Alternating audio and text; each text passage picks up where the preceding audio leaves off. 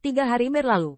Pada hari ini, langit tampak gelap dan suram, angin sepoi-sepoi, dan daun-daun berguguran.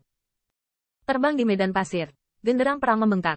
Saya melihat Sahao Tian mengenakan baju besi tempur tembaga, Gao Ling Suguan 2 orang di sekitar, dan di belakangnya, ada pasukan tentara yang tak terhitung jumlahnya.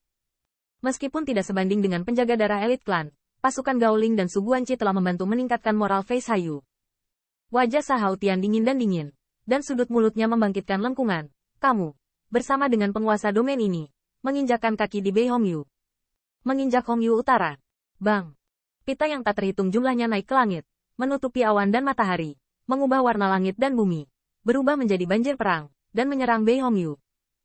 Pada saat yang sama, di langit, seekor elang dengan kekuatan abadi melebarkan sayapnya dilontarkan oleh panah dari Jie Powerhouse, dan Yan Ying, yang jauh dari alam Bei Hong, bermartabat.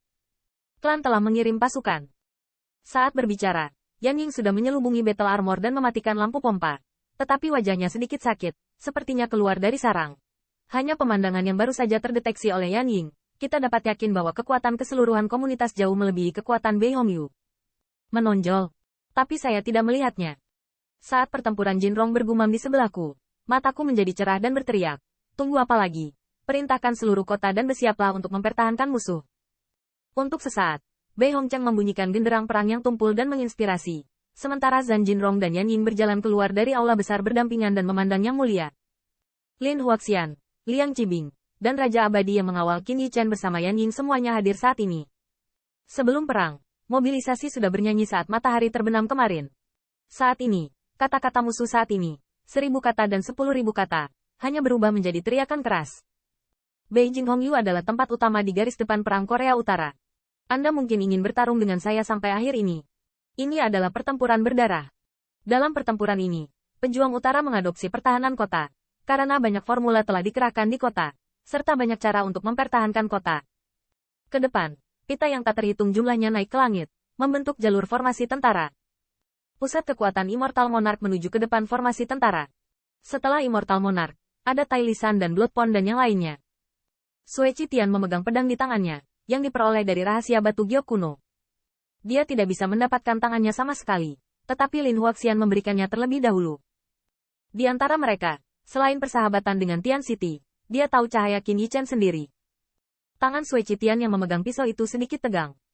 Dia tahu betul bahwa di depan perang seperti itu, dengan kekuatannya sendiri, dia akan melayang seperti Master, dengan kemungkinan jatuh kapan saja, dan mungkin tanpa perhatian, dia tersapu oleh kekuatan abadi. Kerangka tidak ada. Tapi saya tidak tahu mengapa, ketika memikirkan pemuda tampan itu, Sui Qitian tiba-tiba muncul dengan niat bertarung yang tiba-tiba. Pada saat itu, seorang Guzu menghormatinya, dan sekarang pemuda itu telah menjadi pilar dunia perang utara, dan Sui Qitian tidak banyak berusaha untuk membunuh musuh. Saya hanya berharap bahwa ketika seseorang menyebut dia setelah perang, dia tidak jatuh ke dalam Dao, saudara Qin Yichen. Dao, mata karakter.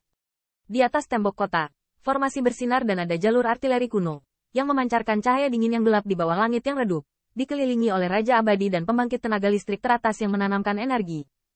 Moncongnya dipenuhi dengan energi agung dan diarahkan ke suatu tempat di luar kota. Di suatu tempat di awan gelap di atas kota. Membunuh.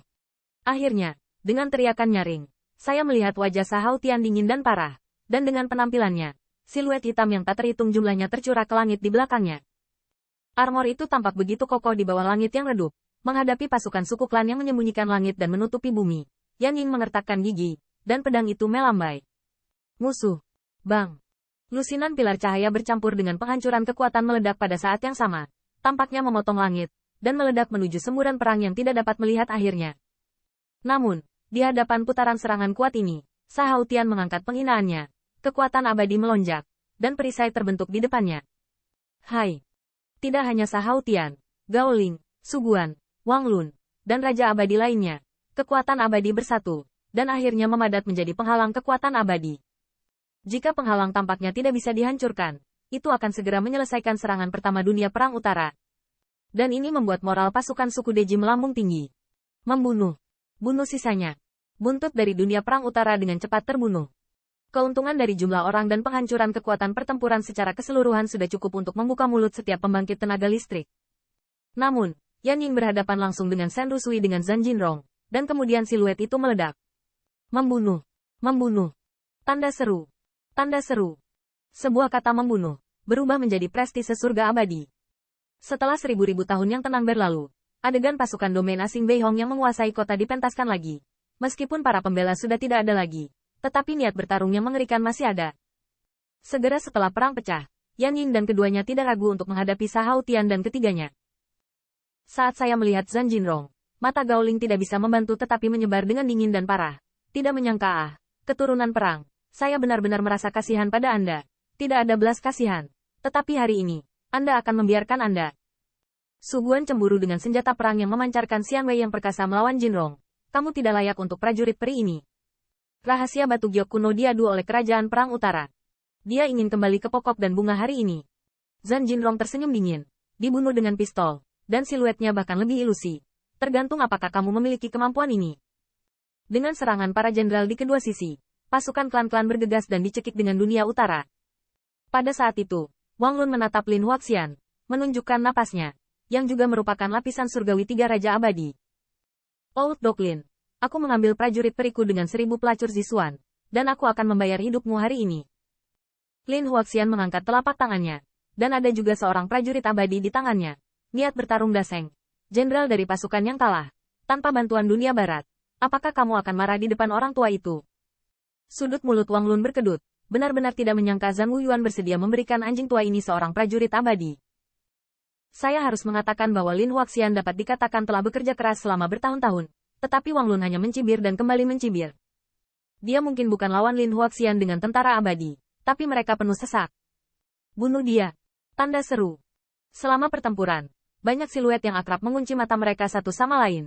Ini adalah geng kejahatan, yang berani tidak mematuhi tuan muda dan membunuh. Geng kalian hari ini, hanya jalan buntu. Setelah hanya beberapa saat konfrontasi, kekuatan pertempuran suku klan tercermin. Bahkan jika moral prajurit utara tidak rendah, mereka dapat menghadapi kerugian 1 lawan 2 dan harus mundur dengan mantap. Untungnya, memanfaatkan lokasinya, sulit untuk menang atau kalah untuk sementara waktu. Tetapi sesaat, gurun di luar kota Beihong telah dipenuhi dengan darah yang diwarnai. Tunggul yang tak terhitung jumlahnya dan lengan yang patah berserakan.